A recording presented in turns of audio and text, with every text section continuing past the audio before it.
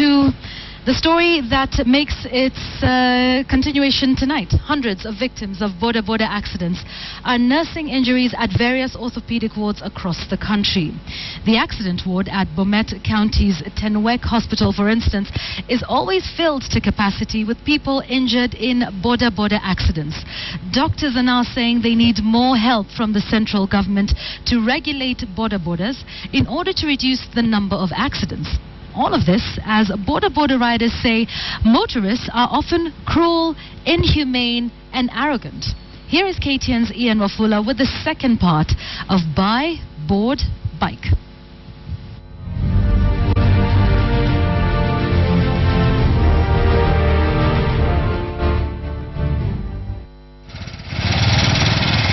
When Busia's Iron Lady, Sarah, heard that we had travelled from Nairobi, instantly she remembered her encounter with what she referred to as, quote-unquote, the first world.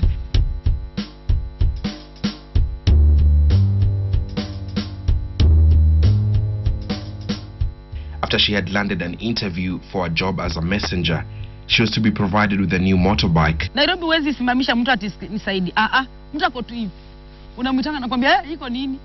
Tena huku najiona mimi ni mshamba. Kweli nikiulizia tu mtu ati njia kuenda. Sasa nikasema siwezi uliza. Wacha tu ningangane nisome tu njia. Sasa zote zinakuchanganya. Hii barabara inatokea hapa, hii inatokea hapa, hii inarudi huku. Zote zinakutania hapa. Sasa nashindwa niende na barabara gani?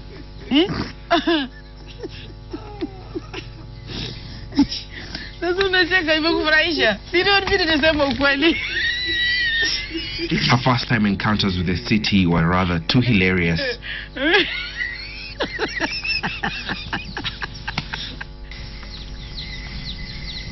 But instantly, the mood in the compound changed. Tears of joy had now turned to sorrow. As much as Sarah loves her job, she wishes she had gone to school. Nilikuwa nasema ni huzuni tena ni kicheko, lakini sasa yakisha mwagika hazoleki. Yalishatendeka. Babangu alikuwa mtu mlevi mpaka sasa angali mlevi. Angenisomesa singekuwa na shida. Ningelisoma.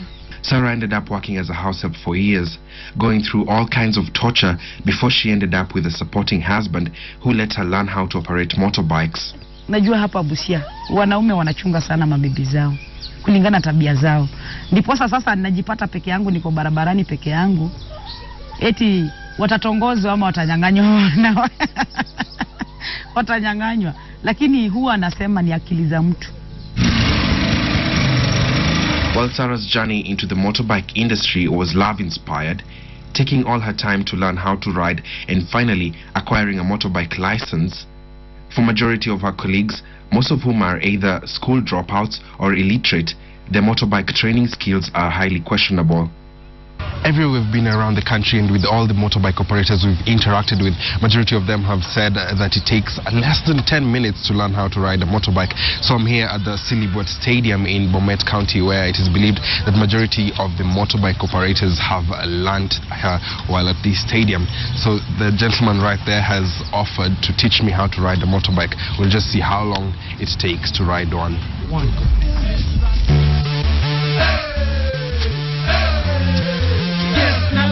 Boda go.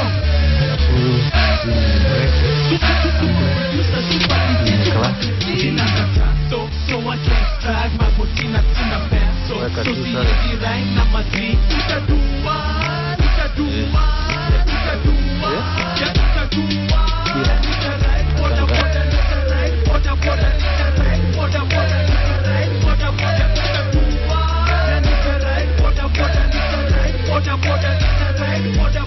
In exactly 10 minutes, I was riding on my own, the same time it takes hundreds of riders operating on our roads to begin taking you through crowded streets,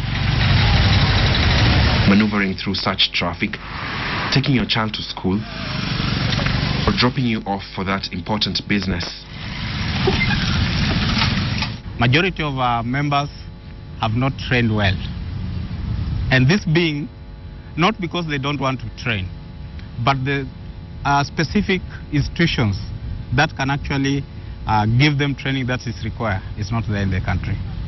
That's why you'll find there's a lot of mistake being done on the road by Bodaboda operators. It's due to ignorance and lack of that knowledge. The private sector should seize the opportunity, because driving schools are not government, they are licensed. I believe they will take up this because it's a business opportunity, so that we train these people. Right now we've developed a curriculum for driving school curriculum that will set the standards across board that was not previously there. However, even with private motorbike training schools, as the director of NTSA proposes, a majority of the riders will hardly be able to afford the fees, preferring to be trained by their colleagues. Well, I think that is unfortunate, and that is not being realistic, because if you want to acquire a skill in the proper way, you go to school. There is a cost to it. And sometimes we say cheap is expensive at the end of it, because if you are not properly trained, then you are knocked down, you break your leg. Deep in Kakamega County, Juma Rashid has been confined to his compound for the last 1 month as he nurses a fracture on his leg. He was previously employed as a Bodaboda operator. Circumstances of his accident quite a sensitive topic. In short, one mtaka kujua how it happened. Well, that one I can't speak for now.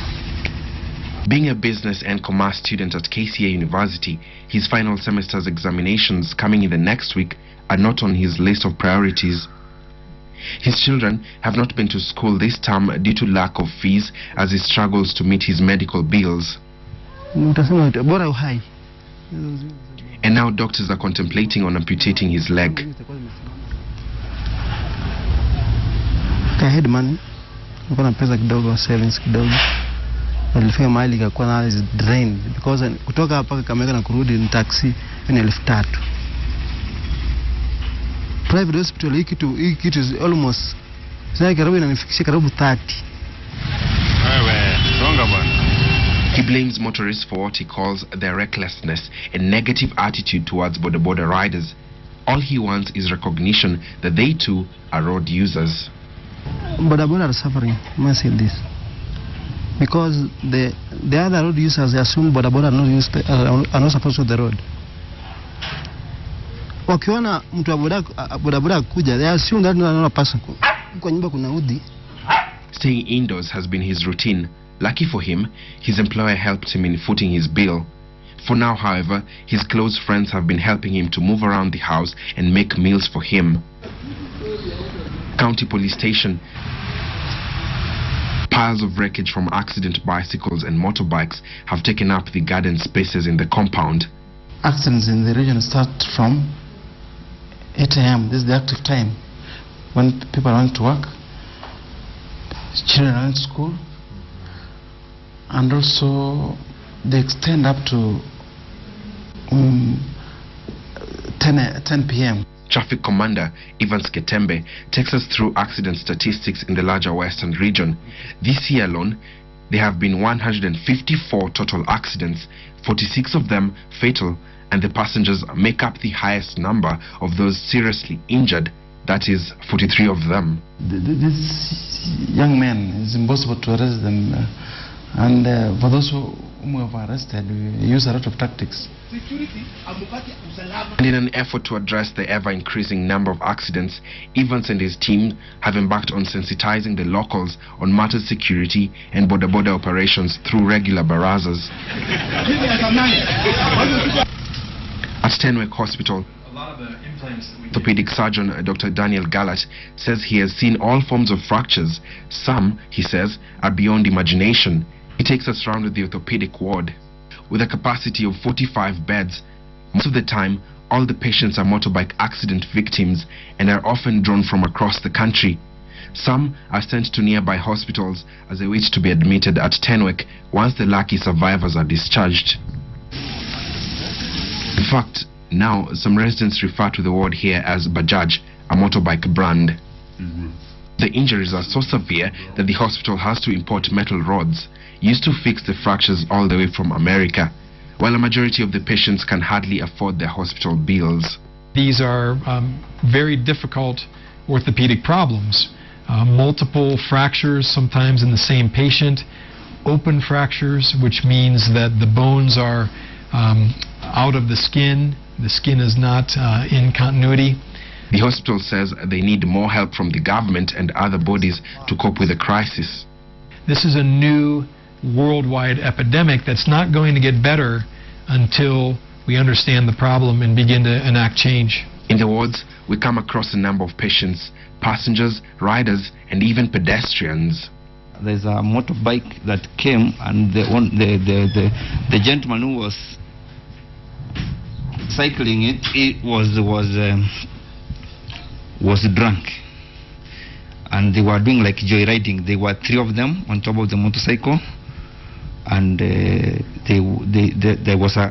a very sharp corner there, so they didn't notice the corner. They came, and that's how I was hit, just at the kneecap, the patella here. The National Transport and Safety Authority had drafted regulations to control the sector.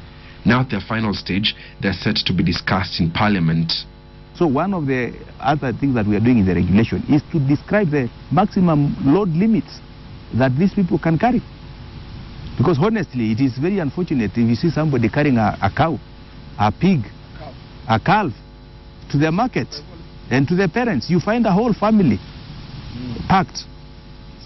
6 people in one motorcycle. In the event of an accident, all of them are wiped down. Wiped up. It's terrible. It has happened, and I don't know why we don't learn as a society. In our final episode tomorrow, it's all about security. Bodabodas in the hands of criminals, leading to some of the most gruesome crimes ever caught on camera.